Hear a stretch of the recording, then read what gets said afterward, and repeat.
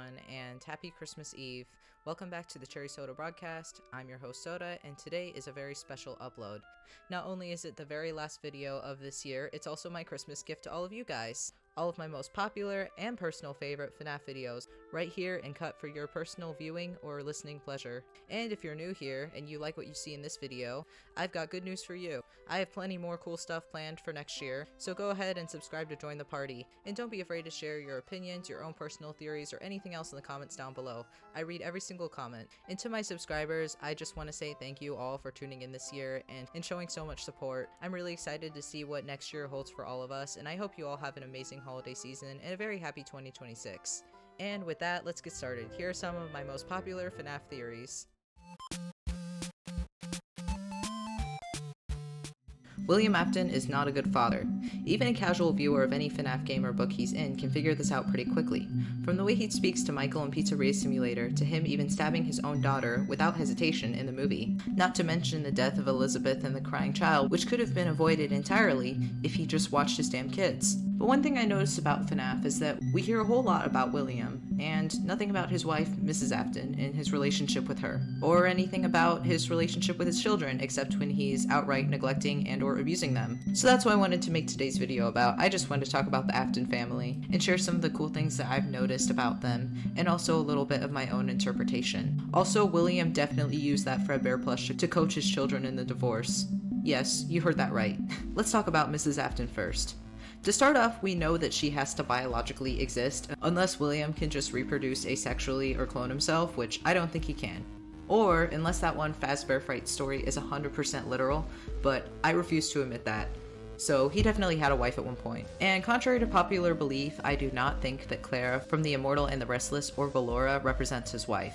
In fact, I don't think she's ever been depicted in FNAF at all, is what I would say if I forgot about Security Breach. I think the clearest depiction of Mr. and Mrs. Afton's relationship we ever get to see is in the deleted StaffBot conversation that you could have found in the StaffBot silo. And although it's cut content, it might not be canon, I still think it's very valuable and gives us insight on the relationship. In the scene, we have some StaffBots sitting around a table, each obviously representing a member of the Afton family.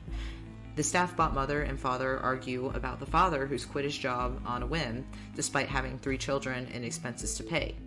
The mother says that she's leaving with the children and hopes that he's happy with the life he has chosen. Spontaneously quitting your job just because you felt compelled to leave your post sounds like something William would do.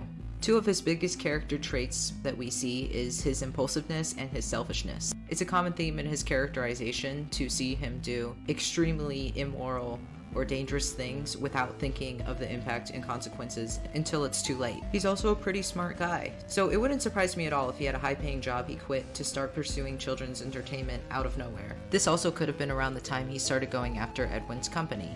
Also, the Afton splitting up wouldn't have to have some crazy, insane reason. It could have just been the fact that Mrs. Afton was tired of William constantly making stupid decisions that put the family at risk, physically and or financially. He's also kind of a jerk, so she could have gotten tired of him too. I feel like FNAF 4 actually gave us the clearest look into the Afton family's home life that we've ever seen. And I think it really paints a picture of a family going through or being newly separated. To start off, let's talk about Michael. In FNAF 4, he takes the role of a bully to his younger brother, the crying child, or Dave. In all the scenes he's in, we can see him either bullying his younger brother by locking him in closets or scaring him, and this bullying ultimately escalates to the bite of 83. We also see the Afton home a few different times throughout the minigames, and one thing that's noticeable is the fact that Mike and Dave are left home alone pretty much the entire time. I wouldn't be surprised if after the parents separated, Mike became somewhat of a latchkey kid, left to watch his younger brother Dave while dad was working. This could definitely explain the animosity between them. Mike wants to hang out with his friends and be a normal teen and also have privacy, but his little brother is always there. It's also implied that Dave is just always crying or cowering under a table somewhere. This is actually really sad, especially since he's doing this at Fredbear's Family Diner where William works, and most parents would be really worried about this. Not William though. In fact, he 100% feeds into his son's fear of the animatronics and also encourages the bullying, so that's nice. And about the bullying, there is no way in hell that he did not know about it happening until the bite. And I'll talk about that later in the Fredbear Plush section, but I definitely got separated parents vibes also because of the lack of a mother figure in the empty girl's room. Unless this room is just Mike's room and he's a pretty princess, but in all seriousness, it's probably Elizabeth's room. And I don't want to open this can of worms, but I'll talk about it anyway. The house in Midnight Motorist is different than the house that we see in FNAF 4. It's completely plausible that the Aftons moved once they got divorced, and mom and dad bought separate houses. So Mike and the crying child probably have their own rooms at their mother's house, and vice versa. I don't think Elizabeth is dead in FNAF 4 though, because I think that would be something that they'd probably mention, because that would be important. So maybe she's just with her mother during FNAF 4. And listen guys, I'm not a lawyer, I've never been divorced, so I do not have the best understanding of custody laws, so just bear with me. And you know, speaking of custody laws, I think it's time we talk about the Fredbear plush. So William Afton in all depictions is a master of deception and trickery. Even in the movie, he's outright stated to have some way of influencing the animatronics. He's very good at convincing the spirits that the yellow rabbit is a friend and something they can trust. And even Henry, his best friend, falls victim to him as well, letting him into his family, into his business, and into his life. Practically into his head. And William also manipulates his own son Michael into going down to the bunker to get scooped in sister location. So I guess you could say he's a pretty persuasive guy. But honestly, the Fredbear plush had always struck me as odd. Back in the olden days when FNAF 4 came out, I thought it was definitely possessed from the way it kept teleporting from place to place, always watching the crying child from everywhere, and also the detached, strange way it speaks to him. Which is weird because it really reminds me of someone purple. At first, a lot of the things it tells him seem to be helpful or even comforting, but then things start to get problematic as the week goes on. And he looks borderline demonic in the logbook, so that's something. In the extra nights of sister location, we finally get a reveal on what this thing looks like. It's just a simple Fredbear plush with a walkie-talkie fixed into its hand. Since this is literally found in William's office, this is 100% proving that this is William speaking through the plush. How it teleports around to me is more metaphorical. Dave has almost no privacy from it wherever he goes, and it never really makes an effort to do anything but just watch him suffer and occasionally make it worse for him, just like a controlling parent would. William cannot stand not being in control of his son, but God forbid he lift one finger to help him out. So Fredbear is yet another one of Will's tricks, an effort to control and manipulate his young son, reinforcing his fear of animatronics and telling him that Mike hates him. But what if it extended beyond the diner? I mean, it worked so well, a little too well in fact. Why wouldn't he use it for other situations? I mean, what's stopping him from using Fredbear to influence his son in other ways, especially in a separation situation? In Security Breach, we hear a little bit about Vanessa's past, where she discusses with her therapist her father, Bill A. Vanessa's father was an abusive man who blackmailed her into lying in court to demonize her mother so then he could get full custody of her. Unfortunately, this causes Vanessa's mother to commit suicide, and that's honestly just really sad. And there are so many parallels in the FNAF storyline, so it's not completely out of the question to suggest that William Afton might have acted in similar ways to Bill A. I mean, he is even physically abusive to Elizabeth in the graphic novels, so why wouldn't he force or coerce his youngest children to testify falsely against their mother in court? Also, the idea of him using a plush to manipulate his kids is kind of funny. And on top of that, it could add a little bit of depth to the issues Mike has with his little brother. After all, it was his fault. He split up the family because he lied. Honestly, Michael Afton's life is really sad. I'm gonna make a video about that, guys, don't worry.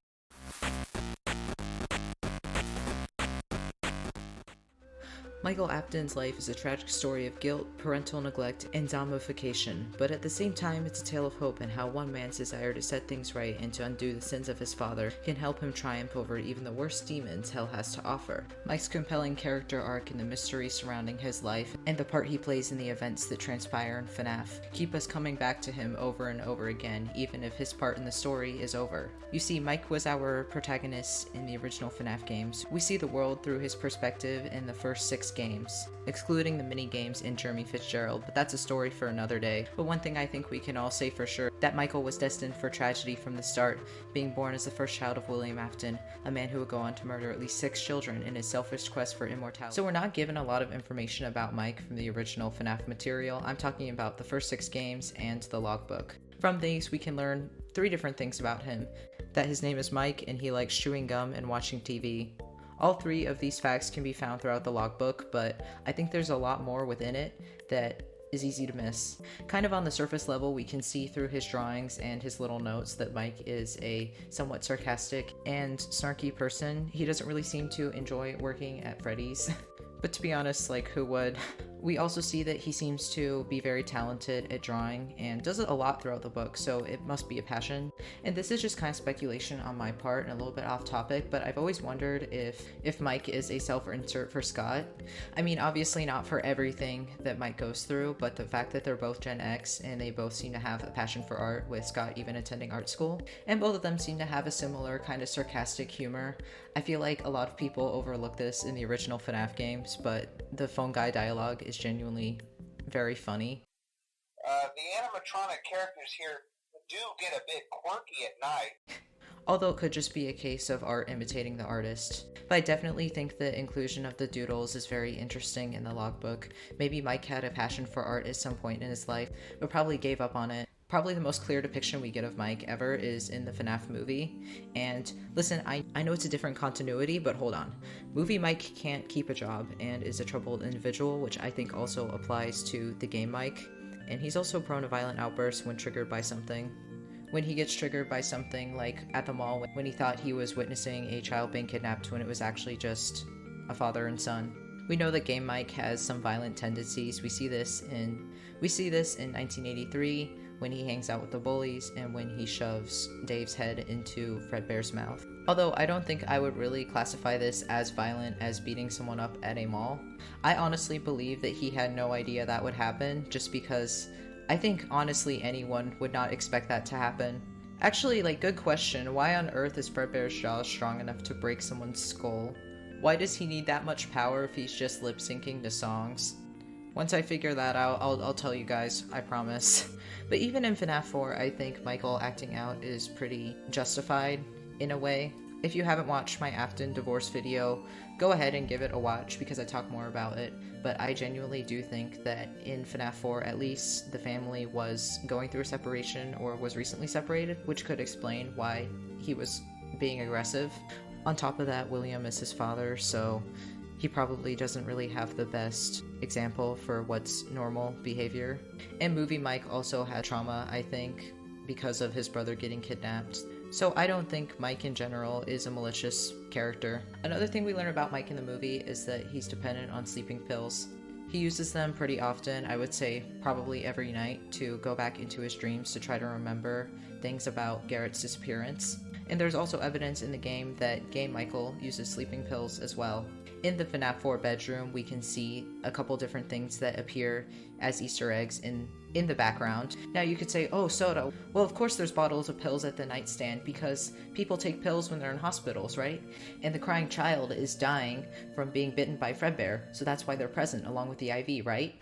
And to that I would say, you might be right about the IV, but one important thing I think we forget is that people who are in comas or who are severely injured will not be able to take pills. When they do need medication, it's usually given to them via IV or injection, but it would probably not be possible for someone who is in a coma to take a pill.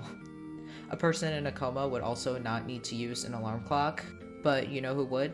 Mike, if he needed to get up early for work.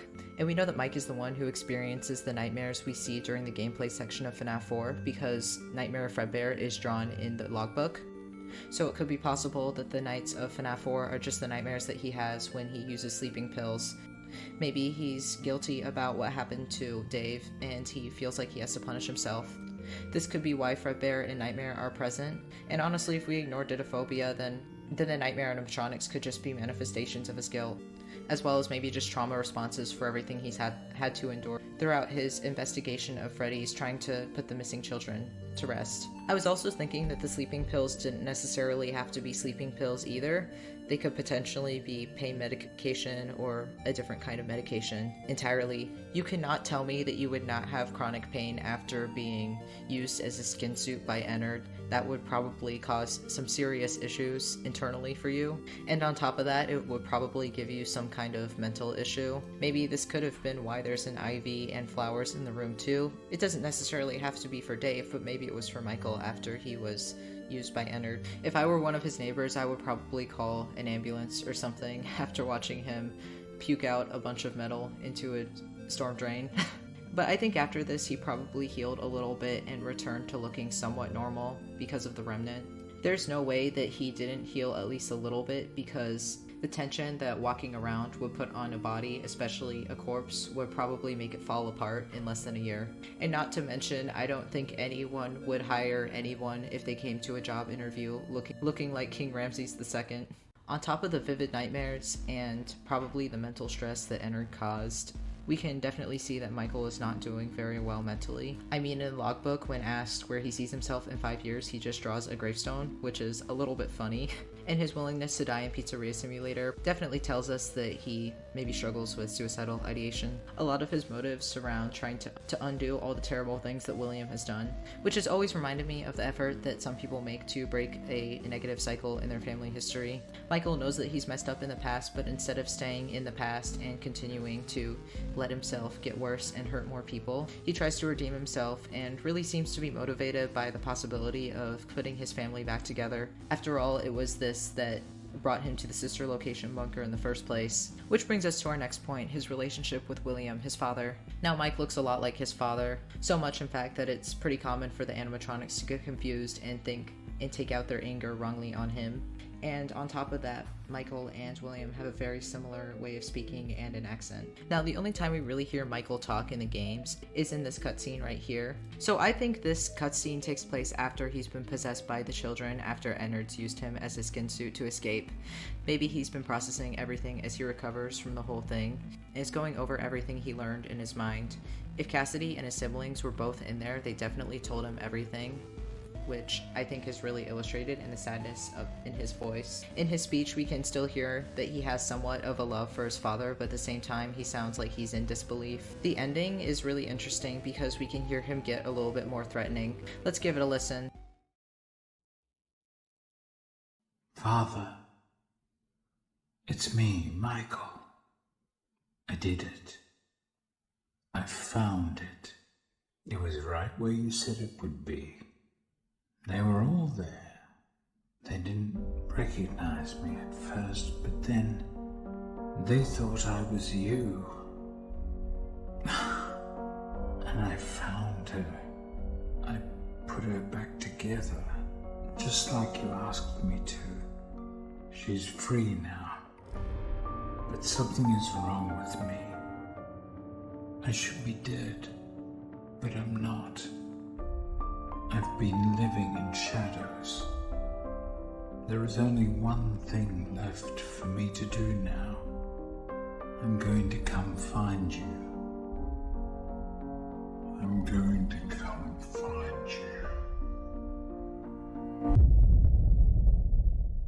Maybe it's in this moment that Michael finally realizes that his father really had no intention of putting anyone back together. They were all there is most definitely the spirits, and now that all of his worst fears have now been confirmed, there's only one more thing left for him to do, and that's to find William and make him pay. Sister Location also gives us a better look at how William Afton is just in general, from the very first scene to where we hear him talking for the first time, to Immortal and the Restless, which is probably a very fair depiction of what it was like to talk to him about anything ever. I know that some people theorize that Immortal and the Restless is actually supposed to be Fazbear Entertainment and the public, but I think it could possibly be both at the same time. And Michael saying that he relates to Clara the most definitely speaks to this representing him and his father.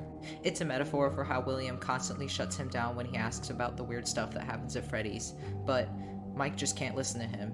He knows something is wrong, but he can't really put his finger on what.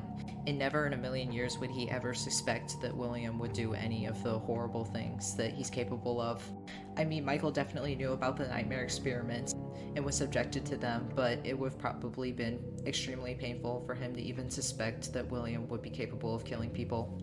And something I don't really hear people talk about much, but the room where we actually watch Immortal and the Restless is extremely interesting to me. You see, this room, although we've never seen it before sister location, is weirdly familiar. We get the same lamps from FNAF 4 as well as the same wallpaper trim and the same style of furniture, and even very similar photographs to the ones that we see in the hallway. Now this could mean that Michael just has really similar tastes to William and just decorates his house almost identically to his childhood home, or it could mean that he just never moved out. He never left William's home, he never gained independence. I mean, why would he? He doesn't have anywhere else to go, which William would honestly love, Michael being isolated and completely under his control as an adult, with no outside influence from anyone. Also, the area that Michael walks through, the neighborhood, has a lot of houses, and everyone there seems to know him and like him a lot, so it could be possible that they've known him for a very long time. And with $100 a week, I don't really think Michael could afford a house of his own. On top of that, the FNAF 4 room never really struck me as a child's bedroom, specifically with the bed. Personally, when I was young, I don't really remember any of my friends sleeping in double beds when they were super young, unless they just slept with like an older sibling or their parents or something. And Dave is like 5 to 7 years old, so I don't really understand why he'd have such a giant bed. I mean, if you remove the toys and the somewhat childish furniture from the FNAF 4 room, it would probably just look like an adult's room. And since the gameplay is implied, well, it's pretty much confirmed to take place in some kind of nightmare state, it could just be a warped version of the room that Michael's in real life. But honestly, I feel bad for Mike. Imagine living with this guy for like 30 years of your life. And despite everything, despite accidentally killing your brother, getting brainwashed by your dad, then getting your insides scooped out, only to be turned into a zombie, Mike still was able to free the spirits of the children and go to heaven with his siblings. I think it's pretty safe to say that not only is he a pretty cool guy, he was also able to successfully redeem.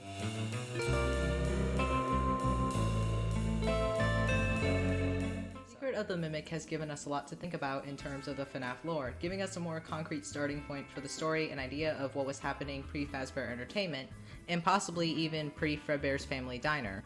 Not only does Secret of the Mimic add context to the events we see later in the games, it also gives us some background on some characters that we've seen before.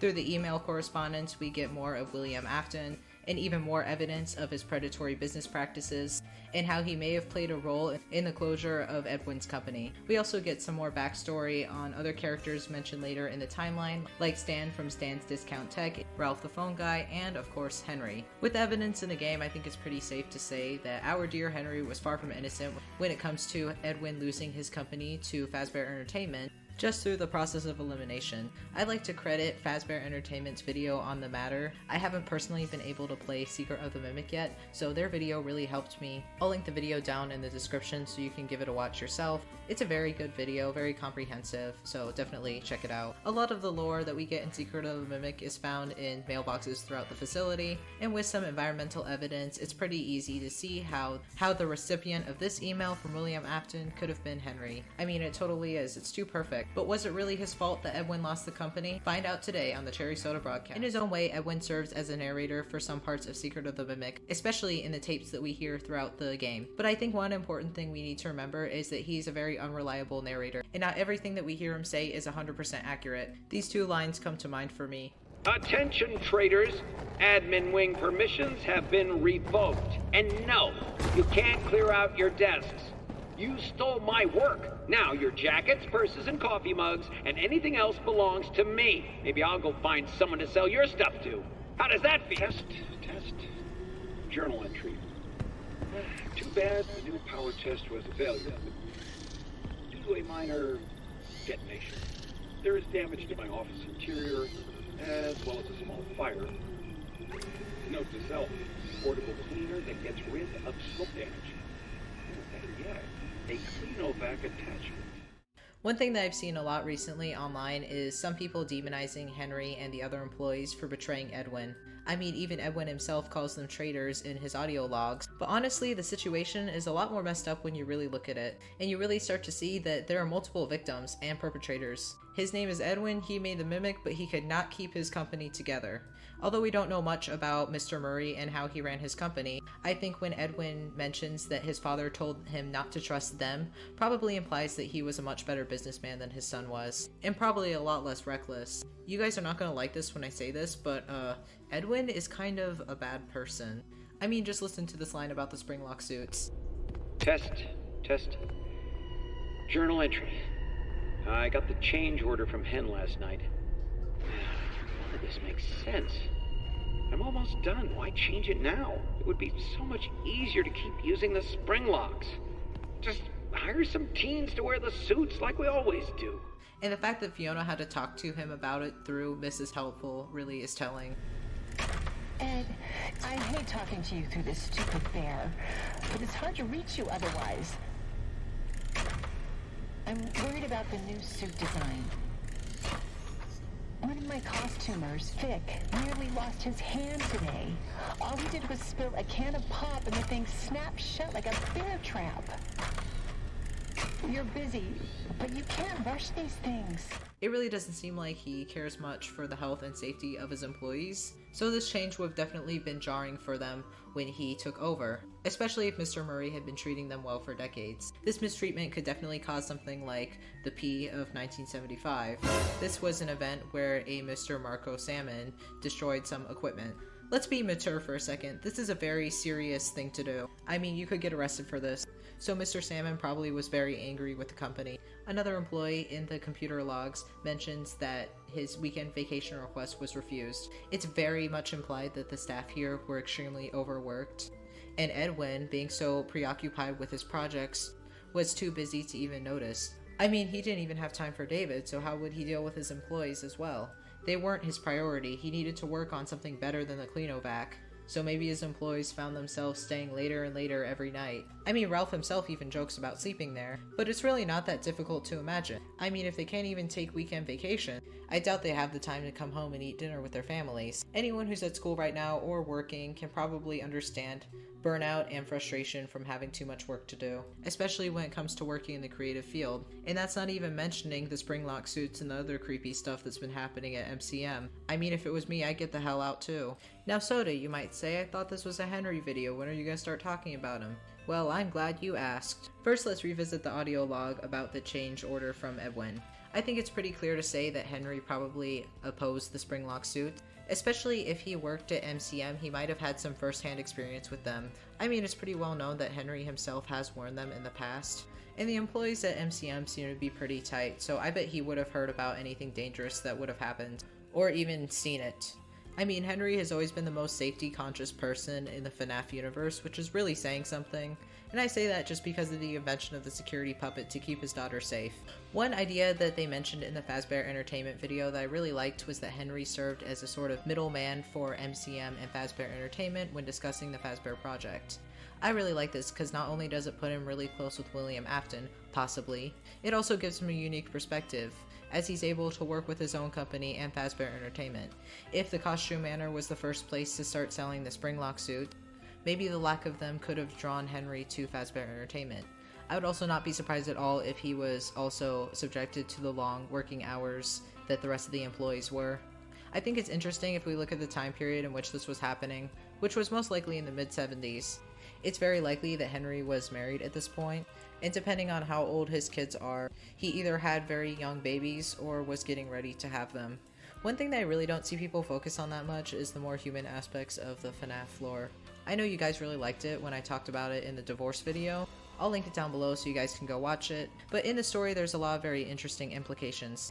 And if Henry had 2 young children, or even a pregnant wife, his priorities would really have to be taken into account. I'm not a parent myself, but I know that when you have a kid, it's really expensive. Not just with money, but time. And if Henry was getting his pay docked and didn't know if he was still going to be employed by the end of the year, and on top of that didn't get to spend time with his family as much as he should, it was only natural that he'd probably start looking for new jobs, which would be very difficult for a man like Henry. You see, his expertise is very specific. I mean, how many people do you know in person that build animatronics? Fazbear Entertainment would feel like a godsend, especially if he was promised that he'd be able to manage one of the locations. One thing stuck out to me in Edwin's voice lines, the fact that he mentioned Springlocks, a diner, and Henry in the same statement. Now we know that all these things are connected. Springlocks are used at the Fredbear's location. It's implied that Henry might have owned Fredbear's at some point, or at the very least managed it, and we know that they're talking about Fredbear's because of the word diner. Now remember, this is a very significant word. If they didn't mean Fredbear's diner, they could have just used a word like restaurant or establishment. Or hey, even pizza place. But Edwin specifically mentions a diner, and because of the Fredbear's pizza boxes around the office, we know that it probably existed at some point before the diner was built. Maybe it was a smaller company, and the reason why they needed the Springlock suits was because they were making a larger location with a bigger budget. If this was the case, I think it would also make William Afton's email to Henry a lot more ironic, especially since he'd end up managing the restaurant that he had been working on with Edwin at his previous company. And if this was the intention, then I really love this because it kind of brings everything full circle. I think another thing worth noting is it's pretty much heavily implied that Edwin and Henry were close in some regard. I mean, Edwin refers to him strictly as Hen. In the games, we don't get a lot of characterization for Henry, or really any of the other characters, but one of his biggest personality traits in the books was that he was extremely shy. I mean, I wouldn't be surprised if William was his only friend, which is kind of sad. So I could imagine how Edwin's change in the company could definitely affect Henry more than anyone else. I would also assume that they're very close in age, and with what we know about their careers and their fields of study, they could have even possibly gone to school together, or worked very closely with each other for a very long time. I mean, if Henry was an admin, this would make even more sense. Maybe he got a higher up position because he was close with the Murrays. And this closeness would probably make Edwin's mistreatment of him even more offensive. I mean, think about it. Imagine that you've worked at this company where you get to do what you love all the time, designing costumes, building robots, pursuing art, and all the wonderful things that we know Henry likes to do. And even better, you get to work with your friends, and you're even able to have a higher up position. I'd imagine that Henry was probably making good money at this point. Definitely enough to support his wife and his children. Hey, maybe he was even comfortable enough to start thinking about having another child. But before he could get too comfortable, everything goes south. You see, Edwin wants to expand his company. His failed inventions drive him crazy, and there's real promise when it comes to the animatronic business, especially when it comes to Fazbear Entertainment. On top of that, he has his own more, personal projects, and has no time to think about employee welfare and safety. I mean, what's wrong with a few people getting spring locked? Do your employees really need to take the weekends off? It would all be worth it in the end. They just needed to be more patient. And to make it worse, the whole situation at Fall Fest was extremely sketchy. Would it really be completely out of the picture for Edwin to fake Fiona's death for insurance money? The bar really felt like it was in hell. So I would imagine that when Henry got that email from a specific WA, he probably felt like he was doing everyone a favor. And everyone knows that absolutely no one can escape William Afton's Riz. I mean, that's my biggest question about FNAF. What is up with this dude? Why is he so afraid of dying? Why is he purple? Why are the police allergic to arresting him? We'll never know. But when I find out, I'll make sure to tell you guys.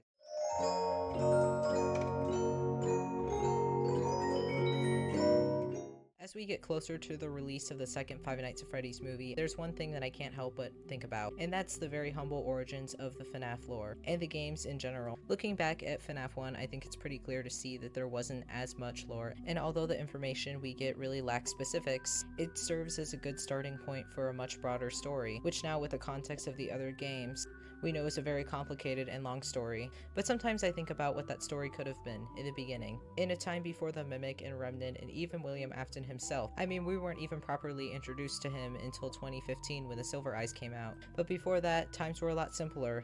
It was a time when the story itself could have been contained to a trilogy. And speaking of simple things, let's talk about the drawings from FNAF locations, from the hallways to the office, and honestly, they're one of the most memorable decorations we see at the pizzeria. I mean, we spend a lot of time looking at them, them, especially in the office, so there must be something significant about them. But before we start talking about it, I just want to give some credit to this Reddit post which inspired me to make this video. I'll link it down in the description so you guys can read the thread for yourselves. But I thought that some of these points were extremely insightful and I wanted to share it with you guys, while also giving my own thought and my interpretations of the drawing. As always, please feel free to comment down below. I love seeing what you guys have to say and hearing about your own theories. So let's look at some drawings. The first thing that I've always noticed when looking at these is the My Fun Day text. It doesn't match the handwriting or the art style of the other text that we see in the drawings, so I'm pretty sure that this was some kind of placemat or worksheet type activity that was probably passed out at events at Freddy Fazbear's, which is actually kind of cute if you think about it, but a little bit sinister when you think about what happens in these games. I mean, My Fun Day is literally printed onto the paper, so whatever's drawn here will automatically look kind of fun. I think in almost a microscopic way, it's Fazbear Entertainment controlling the narrative of their restaurant. I mean, the only day that you can have at Freddy Fazbear's is a fun day, right? Someone on Reddit pointed out something kind of significant with the placement of the drawings, that the word fun is obscured in almost all of them, which is actually very chilling, especially when you pair it with the crying children posters that we see throughout the building. At least 5 kids didn't have a fun day here. Now let's look at the drawings themselves. All of them are pretty much up to the audience's interpretation in my opinion, just set dressing at a first glance, but it's a little bit interesting if you look closer at them. This first one depicts a child standing next to a large cake, which really reminds me of the Happiest Day cake. And hey, this is probably the very first appearance we ever see of it. Another picture with parallels to Happiest Day is this picture here, which depicts a little girl being lifted into the sky while holding on to a bunch of balloons. This theme of balloons in Ascension is used again in Happiest Day when the children drop their masks and float up to heaven. And after their spirits are gone, we see a couple of balloons get lifted into the sky as well. In the drawings, we see balloons again with this picture of Bonnie and 2 children, which is kind of interesting if you think about it, because one of the newspaper articles that sometimes appears mentions that there was an event where 2 children went missing at once. And to make it even more unsettling, 2 children are featured again. In this picture, it seems like there are 2 kids blowing out a candle on a cake. The empty masks of Freddy and Bonnie are floating above them. And I honestly might just be a big scaredy cat, but this kind of creeps me out really bad. Here's another picture with Bonnie in it. This time he's jumping out of a present while a child smiles nearby. And this actually might be the first appearance of Green Shirt Guy. But what's this? He's not bald in this picture. This must be very important to the lore, guys. But in all seriousness, this one is pretty innocent, save for Bonnie's soulless glowing eyes, but other than that, everything is chill. Another picture that has presence as a theme is this one right here. And honestly, I'd argue that this one here is the most significant in the context of FNAF 1 when it first came out. This picture features a man or a boy in a purple shirt opening a present, while 5 yellow smiley faces watch him. In front of him there's another smiling face, this time it's an animatronic. It's the same color as Freddy, but we don't see his ears or his top hat, and he has the same kind of eyes that the Bonnie picture from earlier had. Almost like someone looking out of the eye holes of a mask instead of a normal face. And given that throughout the game we're being stalked by 5 different possessed animatronics, the yellow smiley faces are given a different meaning. The gameplay of FNAF 1 is very ironic, given that you watch the animatronics through a security system. You track their every move, and are able to see them wherever they go except for a few blind spots in the kitchen. But in reality, it's you who's the one being monitored. You may be watching the screen, but you're being watched even more carefully, usually from a distance. And just like how the animatronics can't escape from the view of the camera, you cannot escape the office where you're trapped. So they continue to watch you from afar while you're able to do absolutely nothing. So if the 5 smiling faces in this drawing are of the ghost children, then who is the purple shirt boy? Here's something interesting I saw on Reddit. I'll put it up on the screen for you guys. But just through process of elimination and the fact that there are very little characters in the first Five Nights at Freddy's game, there's a very good chance that this boy is Mike Schmidt. Maybe he had a birthday party at Freddy Fazbear's long ago. I mean, some of the wording in the trailer implies that he's been to this location before, especially since we're told that we're not going to be at Freddy's during the day. To me, this creates a kind of expectation. Something is different this time, and we need to pay attention. Now, obviously, to spend 5 nights at this establishment, Mike would need a pretty solid motive. Think about this. Maybe the picture is the last birthday party he had where everyone was together, before his childhood friends went missing. Their one happiest day.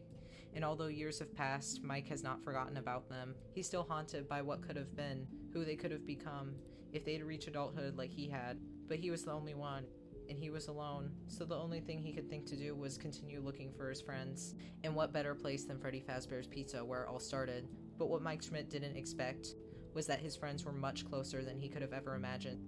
And they had changed, but not in the way they were supposed to. I think just with the context of the first game, this is a pretty solid theory. I mean, I think it's always been implied that Mike has had something to do with the crimes at Freddy's. And if he was a survivor of the MCI, or not targeted in it at all, the It's Me could make a lot of sense. I also want to bring the movie into this a little bit. I think for the FNAF story, Scott is probably not opposed to Michael Afton and Mike Schmidt being separate characters, given that that's the direction that I think they're probably going to go in the second movie as well. Movie Mike is probably not William's son because he would definitely remember and recognize him unless his mom moved him away when he was really little or something and got remarried. But even then their relationship would not be the same as it is in the games, because if Mike never knew William, he couldn't have really had any effect on him. In some ways, I feel like Vanessa is more similar to Game Michael, and in some ways even a parallel, especially with the way she is controlled by William and manipulated by him, but also with the way that she seeks to right his wrongs and tries to rebel against him even if he does have some control over her. Movie Mike also parallels Game Mike in a lot of ways. I mean, both of them feel responsible for their younger brother's death. Movie Mike feels responsible for losing Garrett, and he also experiments with lucid dreaming and sleeping pills. And I made a video about that recently, so go check it out, please. But in terms of the movie, I think Mike Schmidt not being an Afton and being a separate character altogether could work just as well. And it could also work to be closer to the original lore of the first FNAF game. I mean, without the Aftons and everything. It would actually be super interesting to see where the story would go without the reveal that Mike is an Afton. If he was just a sad guy trying to get revenge for his childhood friends' deaths. But of course the canon story works just as well. And with William being Mike's father, it gives them a stronger tie to each other, instead of Mike just being a friend or family member of one of his victims.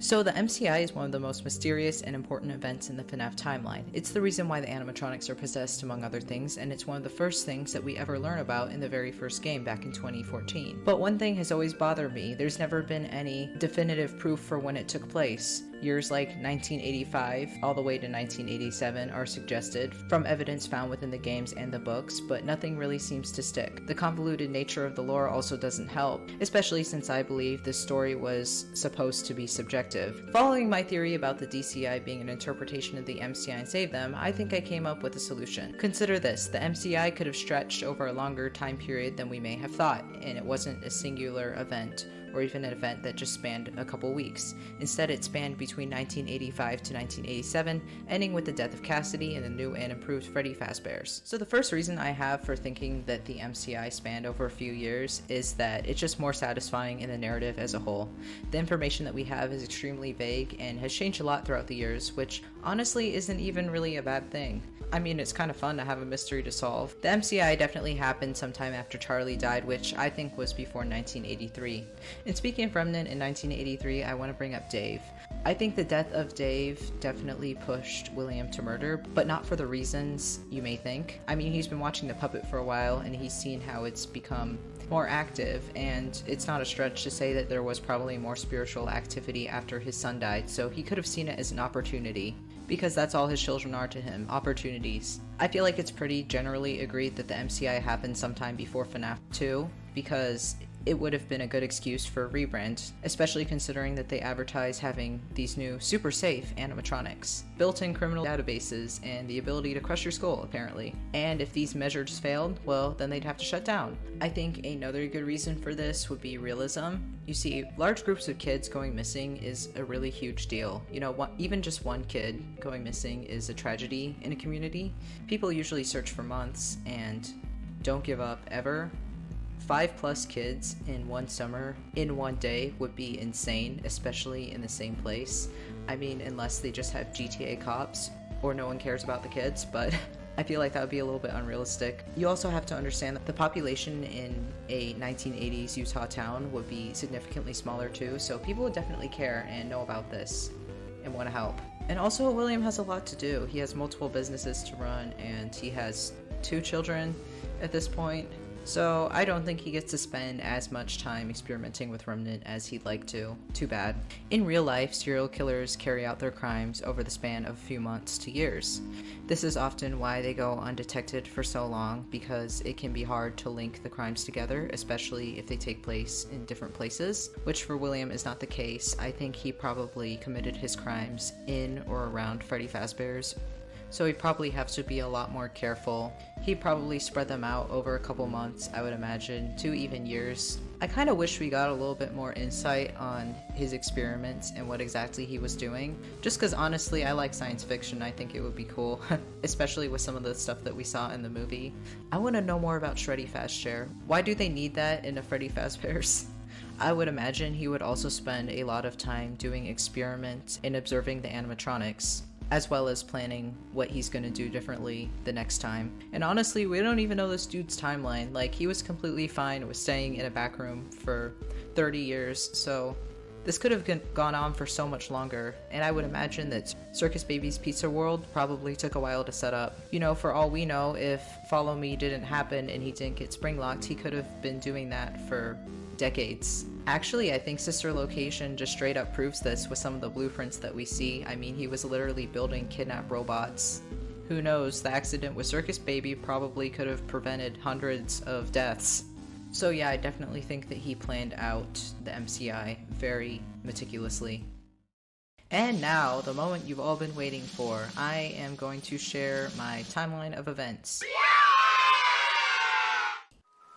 In the early years of 1983, a young Charlie Emily is locked outside of Fredbear's family diner. She cries at the window and begs to be let back in, but the other children ignore her and continue to keep playing. So then she sits on the curb, alone in the rain, until someone comes along. A purple car pulls up next to her, and it's Mr. Afton? It's her father's best friend. She knows this guy. She's seen him at Christmas, at Thanksgiving. She plays with Dave and Elizabeth almost every weekend. She doesn't think twice when he offers to drive her home. I mean, why would she? Henry holds on hope for a long time after his daughter disappears, but eventually he decides that he must shut down the old Fredbear's location. He still holds on to the feeling, though, that his daughter is still around somehow, and that maybe he'll have the opportunity to see her again. But with the death of Dave, Fredbear's has just become too painful for him, so he shuts it down. Things start to look up when the company makes more progress on the Fazbear project.